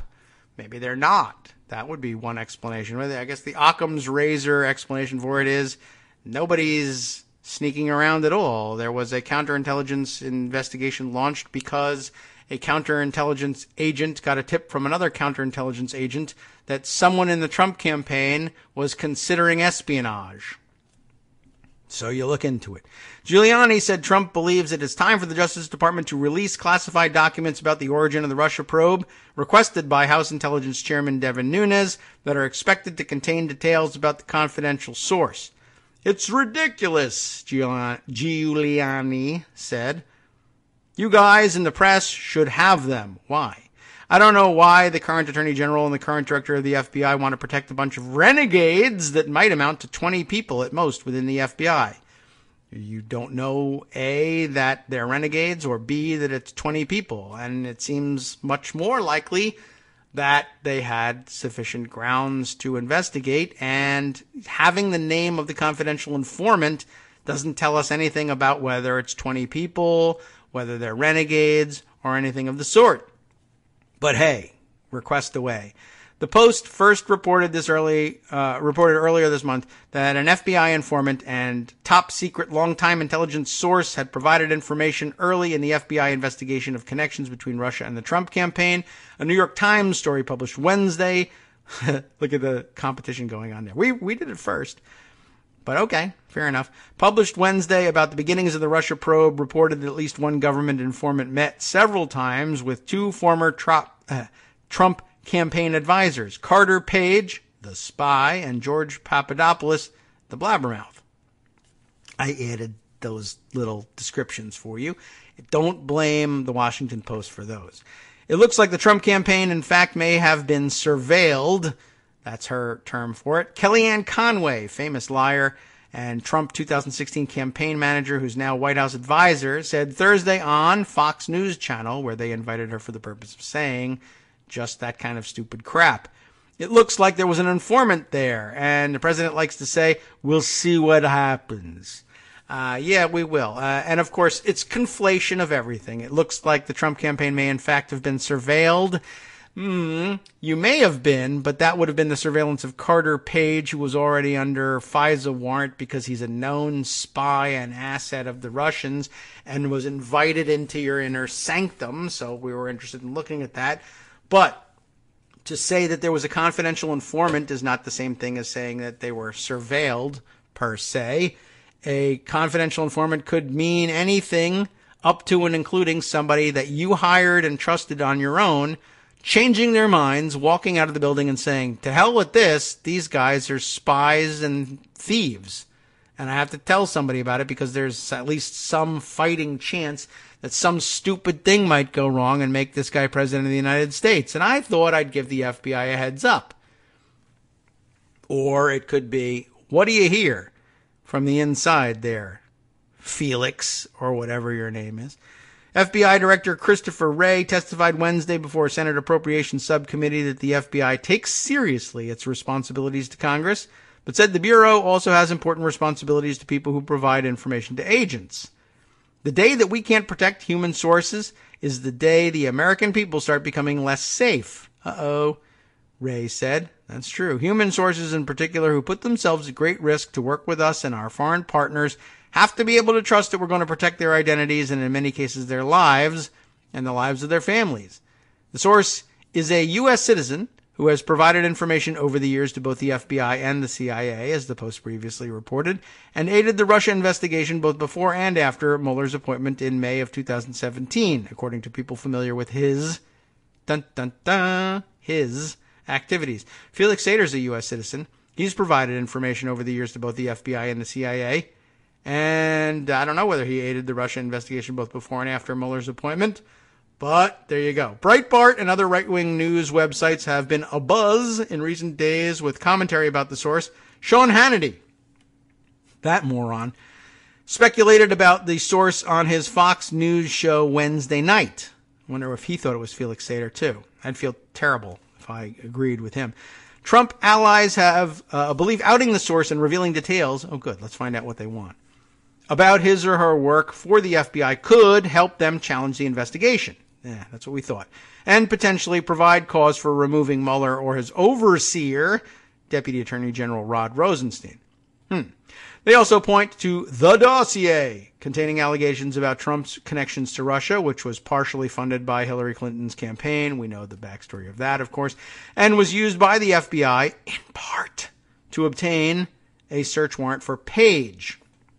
If it were found that the FBI investigation of the Trump campaign was predicated on flimsy facts ginned up by people with a political agenda and used informants to get inside the Trump campaign based on no solid facts, then yes, I absolutely think it's grounds for dismissing this entire investigation, said Mark Corallo, a former Justice Department official and former spokesman for Trump's legal team, which, of course, means that he has a political agenda and no solid facts. But okay.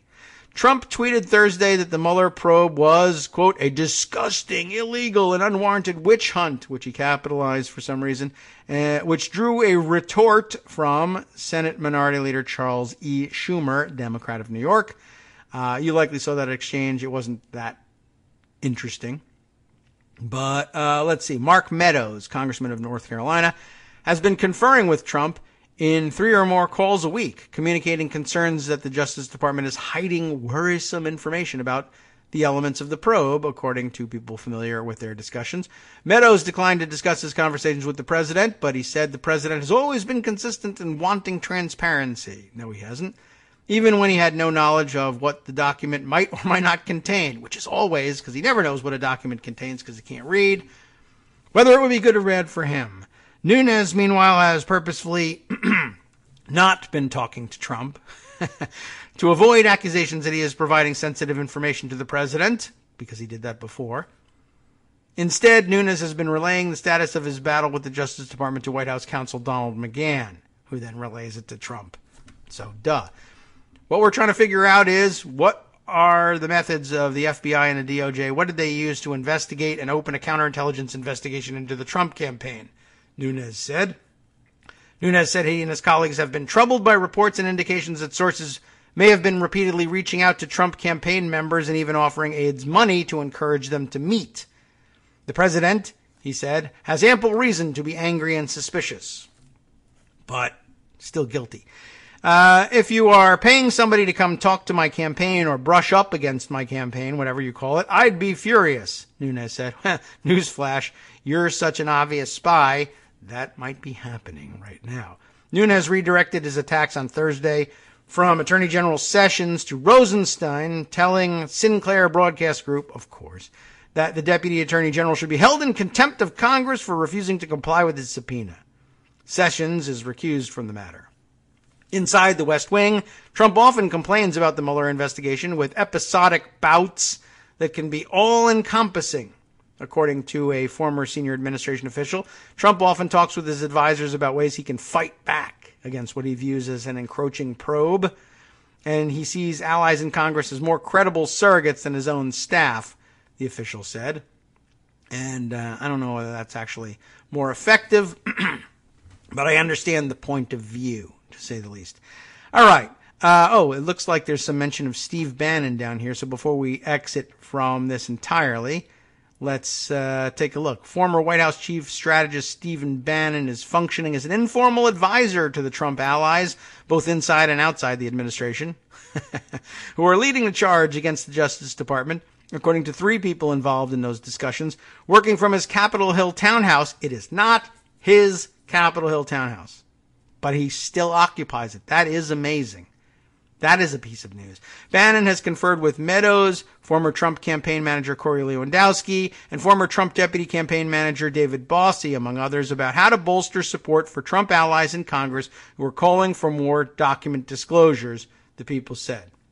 These people said the Bannon-advised group sees itself as a bulwark for the embattled president and said there were growing tensions between them and Kelly and McGahn, whom the group sees as not doing enough to force the hand of top justice officials. Kelly met with Meadows and Representative Jim Jordan of Ohio a few weeks ago and suggested they give justice officials more time to comply with their request. But Meadows and Jordan did not back off, a senior administration official said. The president is frustrated, Jordan said. I don't blame him for being frustrated. Well, guilty people often are frustrated. I don't blame them either, I guess. But just to circle back for a second, Scott Pruitt and his stupid sweetheart deal with a condo townhouse on Capitol Hill, the story as it unraveled made people nervous and upset, let's say, about the fact that he was getting this sweetheart deal to live in a luxury townhouse for no apparent reason and at some ridiculous rate, no less, on the backs of a lobbyist, and what sort of influence might they be seeking with the EPA. And I still haven't seen an examination in the press of what the effing F is going on with this Capitol Hill townhouse that Bannon still lives in. The guy is on the outs. He's been cut off by the Mercers. He has no access to the president. The president apparently hates his guts.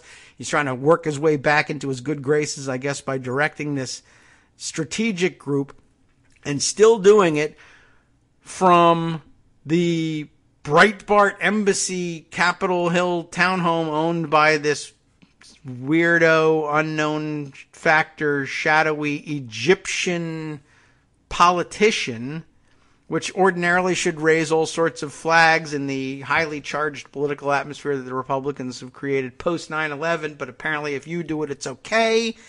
And what's going on here? How come we don't hear as much about this arrangement as we did with Scott Pruitt? Scott Pruitt is a cabinet official. That's true. That is different. But Bannon is he's not in government anymore, but he was a celeb in his own right.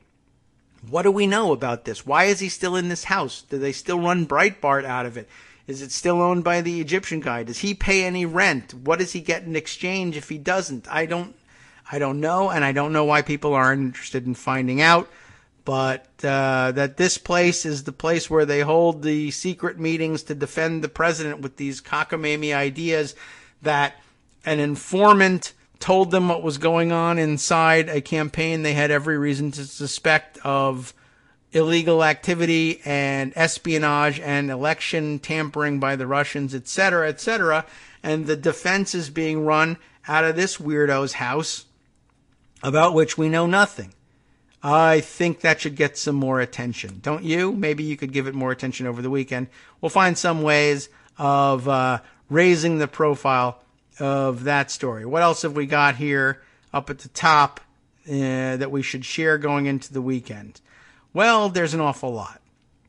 Scott Pruitt, I want to raise this issue. The Washington Post, Dana Milbank, who I ordinarily wouldn't read, I thought did a reasonably good job in summing up all of the problems that Scott Pruitt still faces. And there are a couple of new ones, and he does a good job of listing them all here.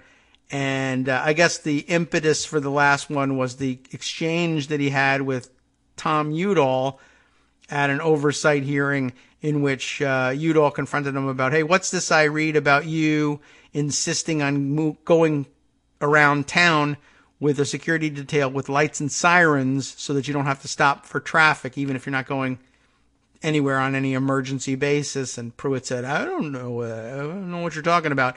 And Udall pulls out, I have a copy of an email from the former head of your security detail. Is he still? I thought he might have gotten dismissed recently, too, to sort of hide him from the glare now that the lights are on this situation. No pun intended. But remember, Pasquale Nino Perrotta, the head of Pruitt's security detail, and he pulls up an email from him, and it's like, well, it says right here, the body of the email consists of one line. Subject, lights and sirens. Body, BTW, by the way. Administrator encourages the use. Anyway, good on Dana Milbank for putting together a compendium of all of the idiotic things that Pruitt has been doing to make an evil caricature of himself while in office, and I want to bring that to your attention. Other things, though, that I want to bring up probably will require more discussion.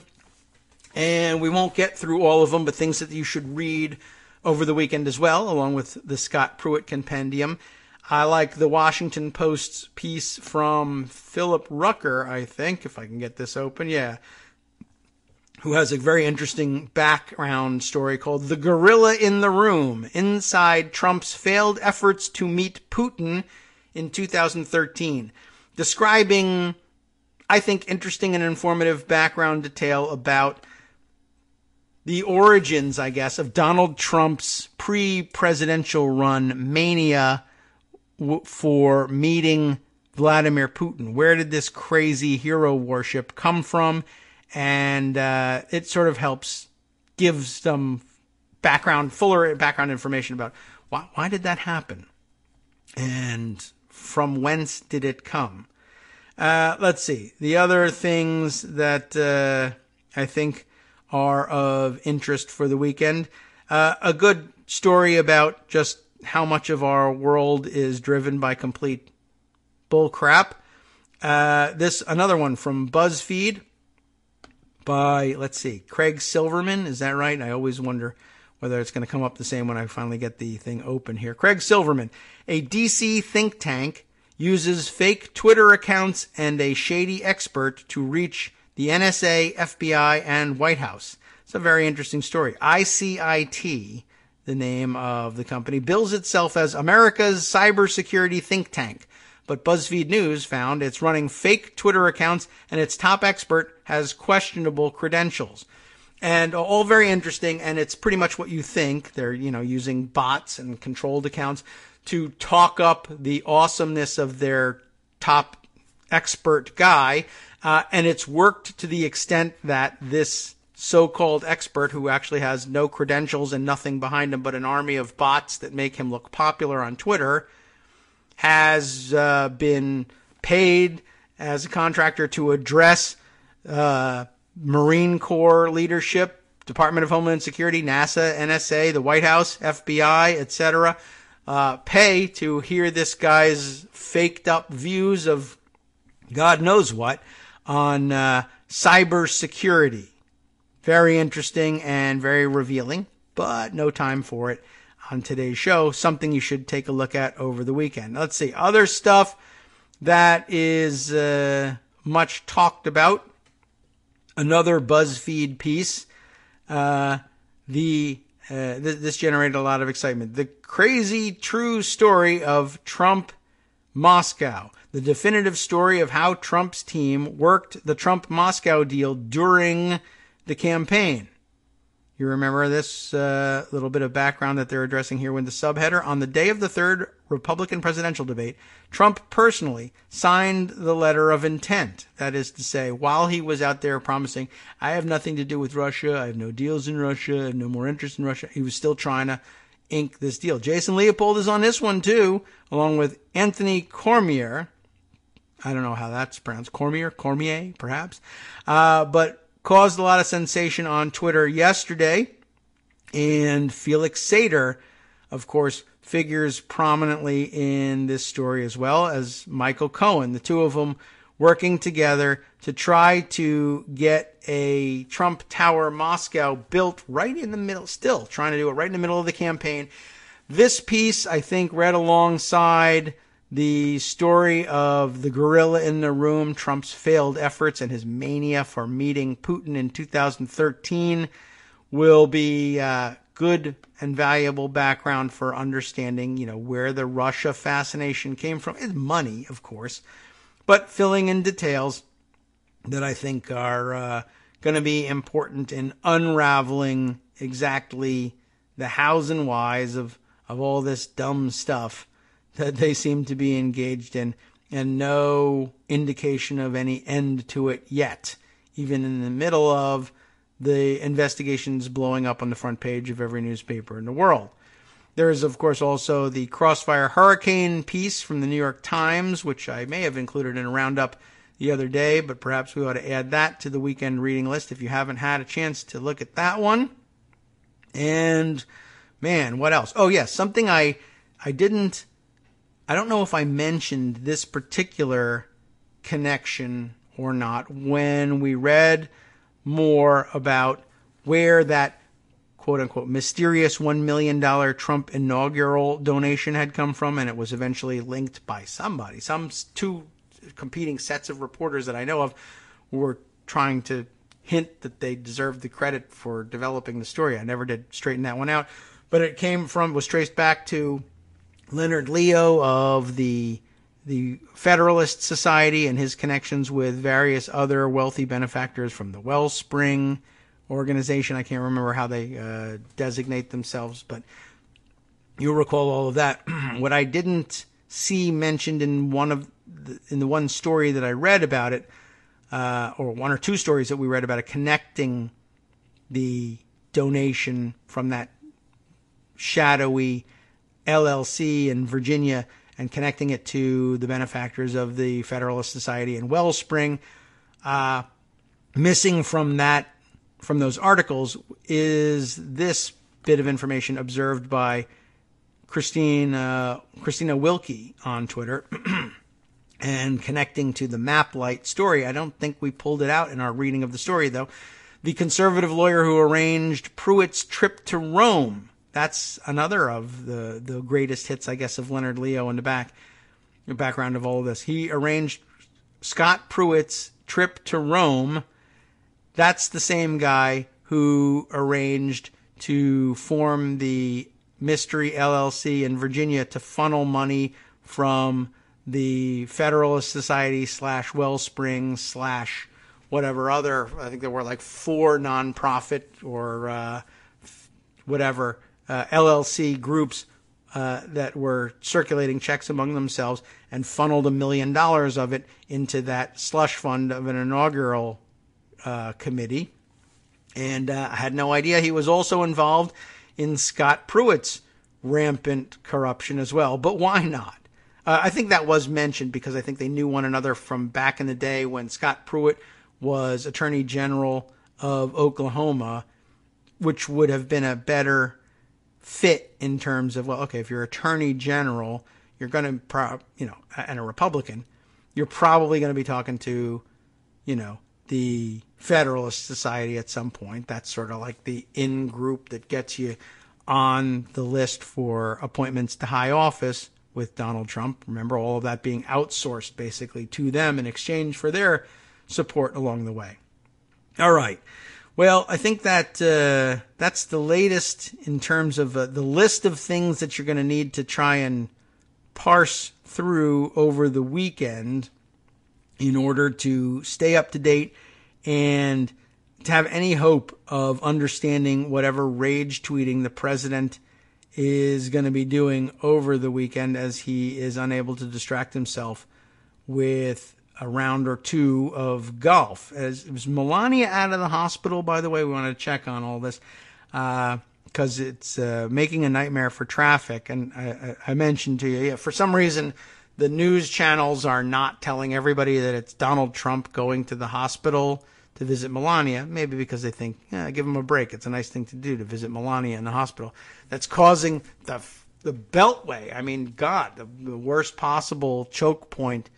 Closing the Beltway at rush hour every night. I hope that's over, and not just for our sake, but also, let's get Melania out of the hospital. Whatever. Get her back home and resting, although she does not, I'm sure, regard the White House as home, but I'm sure she'd rather be there than the hospital. Anyway, let's see. Is there anything else that we should shoehorn in here for reading along the lines of weekend update stuff? No, I don't think so.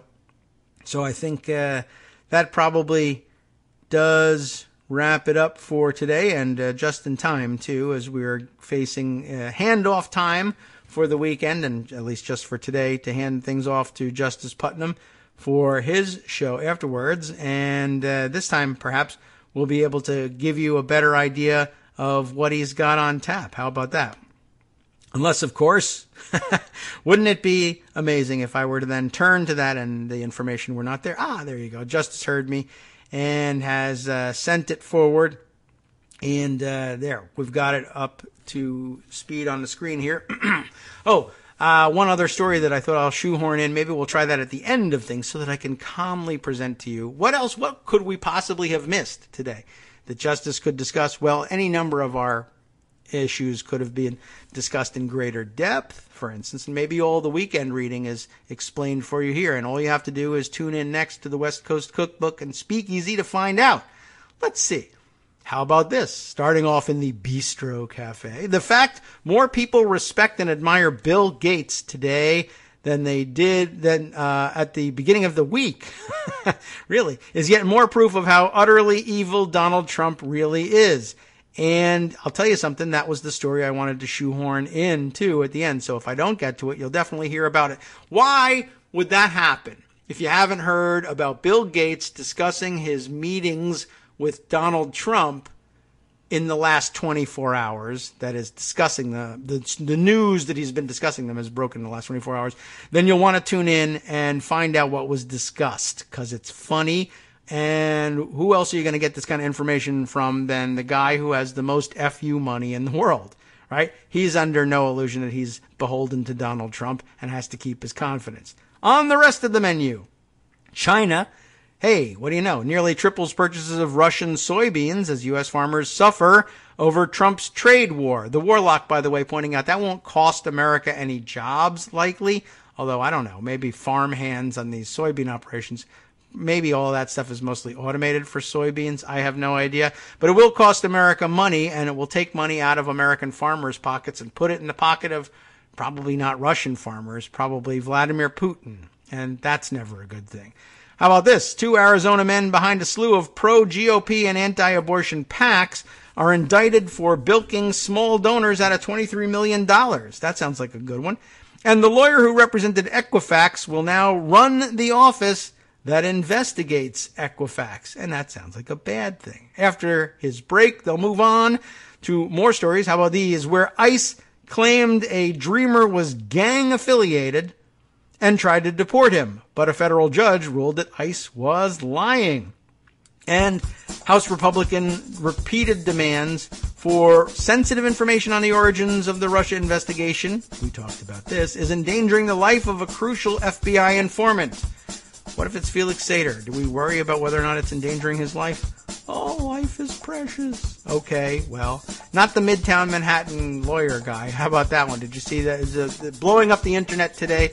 Julia Ioffe offering up not a defense of what he said, but a worry that maybe mob justice, if that's what this is, harassing him in the street. And I don't know if they're really harassing him. They're certainly giving him a hell of a hard time. I think I'm okay with that. He was about to try and ruin the lives of people who committed the crime of speaking Spanish while making a sandwich.